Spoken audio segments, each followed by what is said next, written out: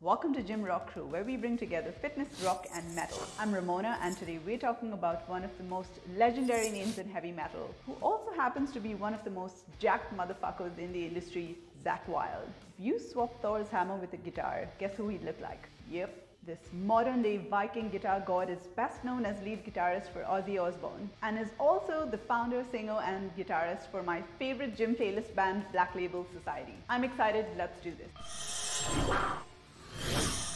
Zakk started playing guitar when he was 8 years old, and guess what? He started lifting weights when he was just 11 years old. When Zakk was 42, as many of his fans know, he had a pretty nasty health scare. At that point in his life, he was drinking about 2 cases of beer a day, and his doctor told him that if this continued, he would have to have a liver transplant, possibly followed by his pancreas. He was also told quite clearly that his options were to continue on this path of self-destruction or change his way so he could hang out longer with his wife, kids, dogs, and buddies. It was at this point that he quit drinking cold turkey, just like that. He did try to go to one Alcoholics Anonymous meeting, but said that he was really put off by all the bitching, moaning and whining. In fact, Revolver said that the last thing Zakk said at the Alcoholics Anonymous meeting right before storming out for good was, "Go fuck yourselves, you're all a bunch of fucking weak-willed fucking pieces of shit. I'm out of here." According to Zakk, if something's getting in the way you function, that's when you just gotta go, you know what, that's the end of this. And there's a reason he has a patch with the Black Label motto, "Get it fucking done, no excuses." Apart from surviving a potential liver transplant, Zakk also survived life-threatening blood clots, 2 hernias and a throat operation where his doctor said that he would probably never sing again. Now, if you're a guitarist and you've heard that lifting weights can fuck with your playing and performance, well, Zakk is proof that you can do both and excel at them simultaneously. According to an interview with Muscle and Fitness, Zakk said that lifting weights is more therapeutic than anything. He doesn't like having a training partner screaming at him and prefers training alone. He likes to listen to classic rock when he trains, like Zeppelin and Sabbath. And because he cracked 3 of his vertebrae in a crowd surfing accident in 1993, he doesn't do insane powerlifting, but he definitely hits those weights hard, benching about 300 pounds. He considers performing on stage his cardio. He says, "Every night that we're on stage, I come off stage looking like I jumped in a pool. I'm drenched. I sweat more doing that than I have ever on a treadmill or bike." You're up there for 2 hours, you're pushing, you're singing, and you're constantly using your diaphragm, and you're playing guitar. It's like doing crunches the whole time you're up there. When it comes to diet, Zakk cut out sugar, dairy, potatoes, and bread. A few years ago, he went from 225 pounds to 192 pounds in just 3 months. He said, "All my friends said there's no way you're going to be able to eat clean when you're back on the road." But after the show, he would hit a Denny's and he'd order 12 eggs,